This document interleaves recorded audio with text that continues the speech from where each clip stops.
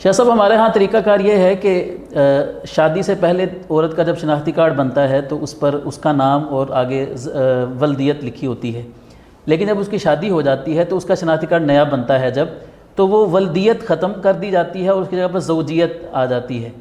تو ہمارے ہاں کیا یہ جاتا ہے کہ جب نام کے ساتھ جو اس کا سر نیم ہوتا ہے لڑکی کا، وہ اپنے باپ کے نام کو ہٹا کر اپنے شوہر کا نام لکھ دیتی ہے۔ مثلا ایک عورت کا نام ہے جمیلہ، اس کے شوہر کا نام ہے اسلم، تو وہ شادی کے بعد جمیلہ اسلم خود کو لکھواتی ہے۔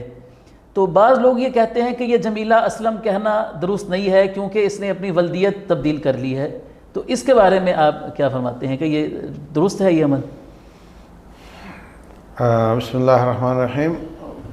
بطور ولدیت کسی غیر باپ کی طرف منسوب ہونا یہ حرام ہے، اور رسول اللہ صلی اللہ علیہ وسلم نے اس پر شدید وعید بیان کی ہے، جیسا کہ فرمایا کہ اس کو جنت کی خوشبو نہیں ملے گی۔ جی تو وہ تو جائز نہیں۔ اسی میں آ جاتا ہے کہ کوئی شخص اپنی برادری چینج کر لے، جاٹ تھا تو رانا بن جائے، رانا تھا تو بٹ بن جائے، تو یہ جائز نہیں۔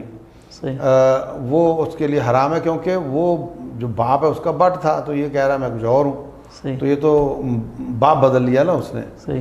برادری بدل لینا اس طریقے سے، البتہ پیشہ بدلنے میں کوئی حرج کی بات نہیں ہے کہ کوئی پیشہ کام کرتا تھا، لکڑی کا کرتا تھا، اب لوہے کا شروع کر دے، تو وہ الگ کہانی۔ تو بطور باپ کسی اور کی طرف منسوب ہونا یہ جائز نہیں۔